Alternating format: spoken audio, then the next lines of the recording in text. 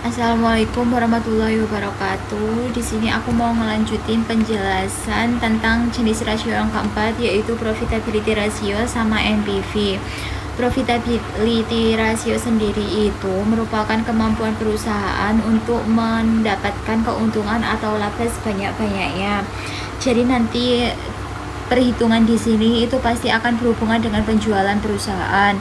Untuk yang pertama yaitu gross profit margin. Di sini kan rumusnya penjualan dikurangi dengan harga pokok produksi dibagi dengan penjualan.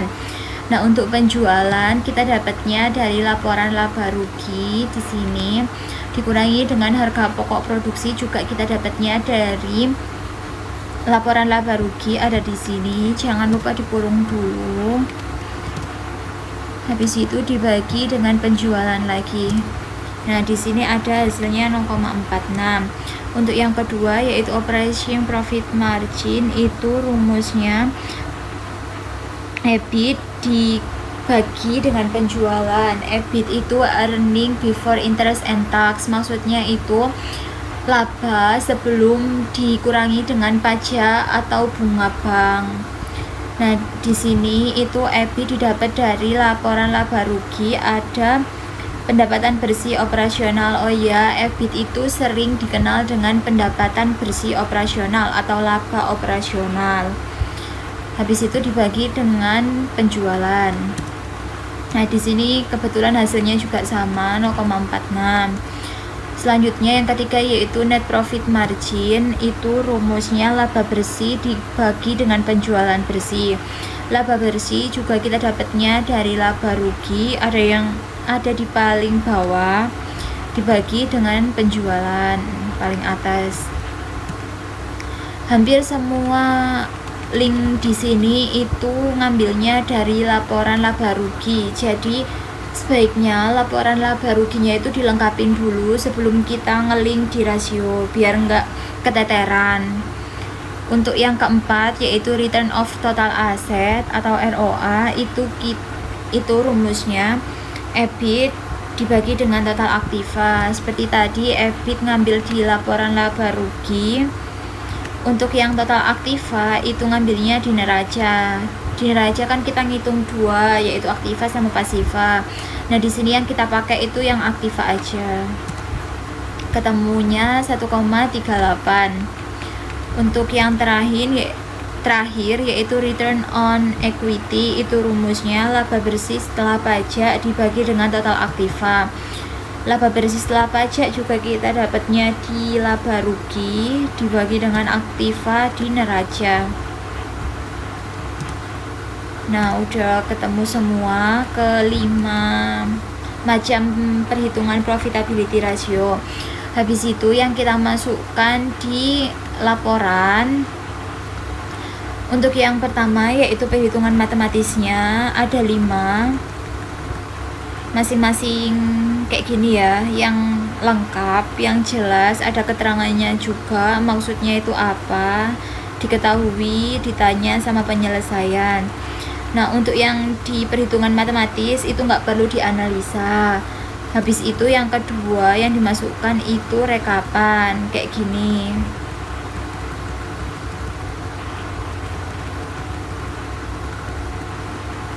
Nah, habis dimasukkan ke sini itu rekapannya dianalisa. Maksudnya gross profit margin sebesar 0,552 itu apa? Pengaruhnya apa ke perusahaan? Maksudnya 0,52 itu apa? Kayak gitu.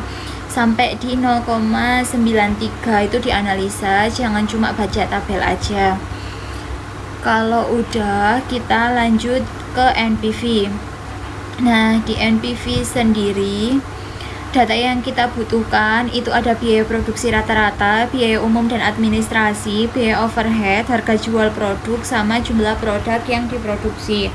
Untuk asumsi sendiri, di sini kita pakai ada 4, yaitu taksiran usia ekonomis untuk mesin adalah 4 tahun, nilai sisa mesin sebesar 6 juta, perhitungan nilai penyusutan menggunakan metode garis lurus. Kalau nggak paham maksudnya metode garis lurus, silakan cari referensi juga biar nggak salah dan pas asistensi saat satu atau dua nanti bisa ngejelasin ke asistennya maksudnya gimana. Habis itu seperti yang kita pakai di simulasi, tingkat suku bunga yang relevan sebesar 1% 4 bulan. Langsung aja, kan kita pakai 2 tahun, berarti kita di sini ada tahun ke-0, tahun ke-1 sama tahun ke-2. Untuk membuat NPV itu kita harus punya 2, yaitu pemasukan sama pengeluaran. Untuk awalnya kita pakai pemasukan dulu. Di sini kita pemasukan cuma dapat dari modal awal sama pendapatan penjualan. Kenapa sih kak kok nggak pakai yang utang bank, kan itu juga masuk modalnya kita atau pemasukannya kita. Gini, untuk yang utang bank itu kita anggap impas, soalnya kan nanti kita juga harus ngebalikin uang itu ke bank, jadi kita anggap itu bukan modal buat kita, bukan pemasukan untuk kita, hanya sebatas pinjaman. Untuk tahun ke-0 kita punya modal awal yaitu 200 juta. Ini disesuaikan sama aturan simulasi ya. Untuk tahun ke-1 kita udah nggak punya modal awal, tapi kita punya pendapatan penjualan dari tahun ke tahun. Nah di sini aku ngumpamain 1 tahun aja ya perhitungannya. Jadi yang tahun kedua ini ya tak samain. Tapi kalau teman-teman nggak bisa, soalnya kan untuk tahun kedua sama tahun pertama pasti beda, jadi nanti masing-masing angka pasti berubah ya. Nah kalau udah ketemu di penjualan, oh ya penjualannya ini kita dapatnya dari laba rugi juga yang tadi ya. Habis itu tinggal dihitung total pemasukan, tinggal di sum aja. Kalau udah kita ngitung pengeluaran, seperti yang tak jelasin tadi, pengeluaran kan macam-macam. Ada biaya produksi, depresiasi, biaya umum dan administrasi, biaya overhead, pajak, cicilan bunga bank, sama investasi. Untuk biaya produksi itu yang kita masukkan itu cuma biaya pembelian bahan baku, jadi ada di HPP. Nah ini yang kita masukkan, pembelian bahan baku.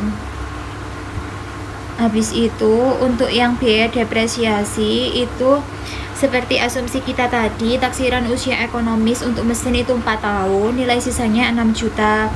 Untuk rumusnya sendiri ada di sini, nilai awal mesin dikurangi nilai sisa dibagi dengan periode analisa. Nah nilai awal mesin kita dapatnya dari buku besar yang ini, dikurangi dengan nilai sisanya 6 juta sama periode analisanya 4, langsung di enter. Biaya umum administrasi, biaya overhead itu kita dapatnya di laba rugi. Ini untuk yang biaya umum administrasi, ini untuk yang biaya overhead. Jadi tak ingetin sekali lagi, laporan laba ruginya itu udah harus rinci dan benar biar nggak ngubah ke belakang. Untuk yang pajak di sini kan kita ngambil 10% dari total penjualan, jadi langsung dimasukin aja. Terus ada cicilan bunga bank. Di sini tuh aku ngumpamain aku pinjam uang 100 juta dan aku bayarnya di satu bulan berikutnya. Jadi bunganya cuma 1% dikali dengan utangku. Kalau teman-teman misalnya ya utang pas awal, habis itu jarak 3 bulan dibayar, terus utang lagi. Nah kayak gitu itu nanti teman-teman bisa masukinnya cicilan bunga bank 1 sama cicilan bunga bank 2 biar jelas. Sesuaikan juga dengan periode teman-teman bayar utang itu. Jadi jangan cuma 1% tapi diakumulasikan. Nah untuk pengeluaran investasi kita kan nggak ada untuk di tahun 1 dan 2, kita cuma investasi di tahun ke-0 sebesar modal awal kita. Udah total pengeluarannya tinggal di sum aja. Habis itu kita ngitung net cash flow. Net cash flow itu total pemasukan dikurangi dengan total pengeluaran. Terus opening cash itu penjumlahan dari net cash flow sama opening cash tahun sebelumnya. Jadi kalau tahun pertama itu berarti pakai tahun ke-0, kalau tahun kedua berarti pakai tahun ke-1.